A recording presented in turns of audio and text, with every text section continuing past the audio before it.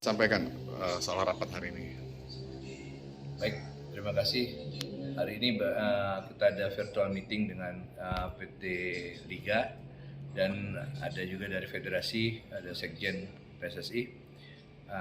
Adapun isinya hari ini ya bersifat masih sharing-sharing aja, berbagai pendapat dikumpulkan, belum banyak diskusi.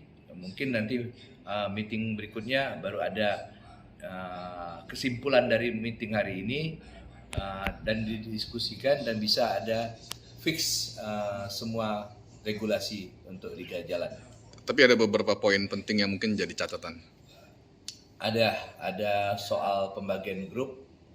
Jadi pembagian grup itu terkait dengan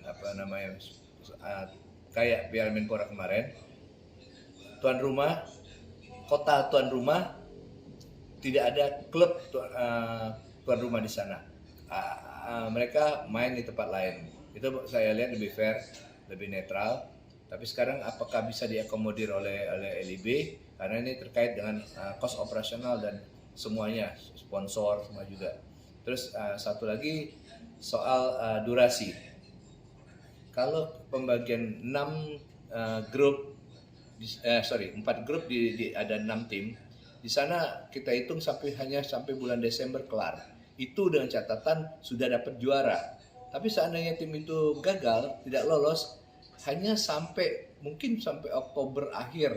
Artinya itu durasi dan kontrak. Terkait kontrak pemain kita yang sudah terlanjur kita buat sebelum ada izin liga ini, kita semua rata-rata klub bikin kontrak itu 10 bulan.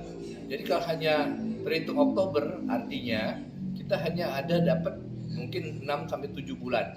Itu korelasinya juga dengan sponsor kita. Sponsor kita tidak mau tahu itu mau 10 bulan atau 7 bulan, dia hanya taunya bagaimana tim ini selesai main. Nah, nanti di sana ada durasi kontrak yang sia-sia. Artinya tim harus tetap memikirkan argo untuk bulanan pemain, sementara pendapatan kami, value dari sponsor dan lain sebagainya stop. Jadi ada kurang lebih 2 atau 3 bulan kos yang mubazir ya. Nah itu kita harap semua bisa ditampung, bisa dicarikan solusi. Ada sama-sama baik, sama-sama bagus untuk jalannya ini.